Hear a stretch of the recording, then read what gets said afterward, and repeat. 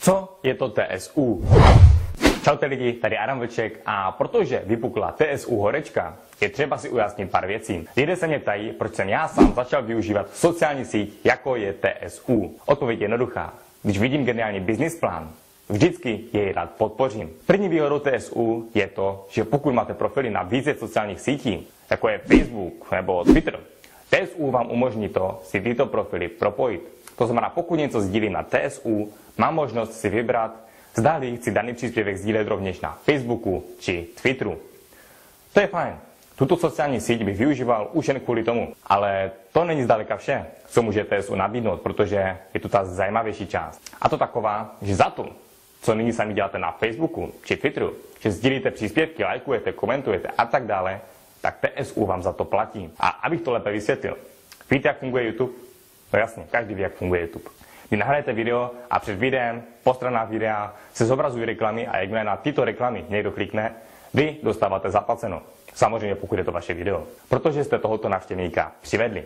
Stejně tak funguje Facebook. S tím rozdílem, že za reklamy, na které lidé klikají, dostává zaplaceno pouze Facebook, který si nechává 100% ze zisku z reklam.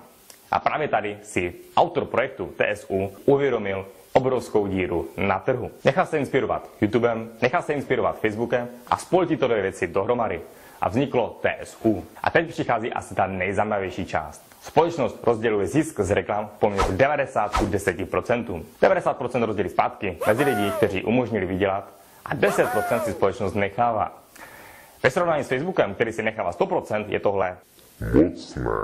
Ale abych vysvětlil, jak to funguje v praxi, kolik vlastně vydělám, jelikož mi ohledně tohohle psalo hodně z vás. Je to jen o tom, jak budete mít sledovaný váš profil. Stejně jako na YouTube záleží, jak máte sledovaný váš kanál. Abych to uvedl na pravou míru. Není to o tom, kolik budete mít lajků u tohoto příspěvku a komentářů u tohoto příspěvku. A tady zase kolik odběratelů. Ne, vy nejste placeni za lajky, za sdílení, za odběratele a tak dále. Vy jste placeni za to, pokud někdo klikne na reklamu díky vašim příspěvkům. Samozřejmě logicky. Čím více odběratelů mám, tím mám větší pravděpodobnost, že někdo mi proklikne reklamu. Ale abyste tomu správně rozuměli, vy nedostáváte peníze za to, kolik máte odběratelů.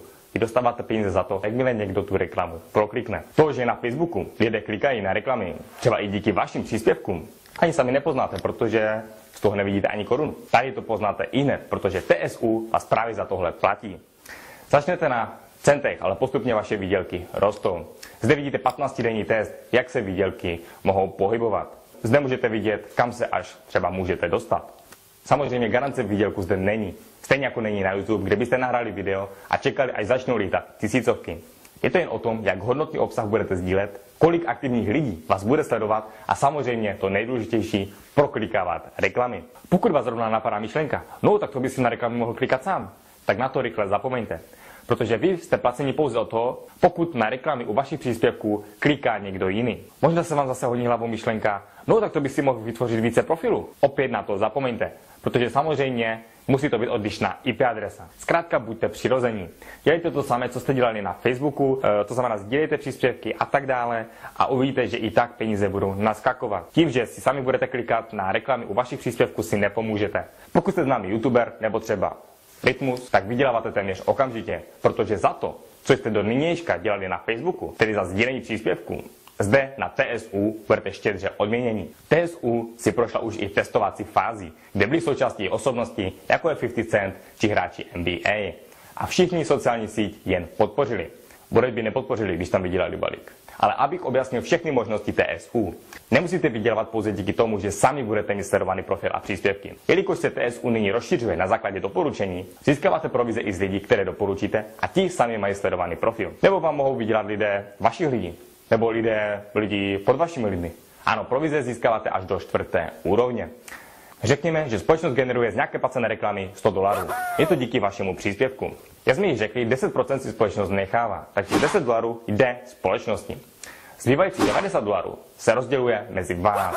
A to tak, že vy sami vyděláváte $45, dalších $29,7 jde člověku, co doporučí zase vás, 9,99 člověku zase opatrovíš a poslednímu 3,33. Ano, jak jsme již řekli, odměny se rozdělují do 4 úrovní. Mluvil jsem už i s kamarádem z Ameriky, který během 4 dní vydělal asi nějakých $250 a ukazoval mi tyto peníze připsané už i na bankovním účtu. Takže pokud vám hlavou letala otázka a vyplácí, Odpověď zní ano. Takže ať už jste sami člověk, který sdílí hodnotný a sledovaný obsah, nebo jen znáte člověka, co zná člověka, co tohle sdílí, ve všech případech můžete sami vydělávat. Takže měli byste nyní začít využívat TSU i vy? To já nevím.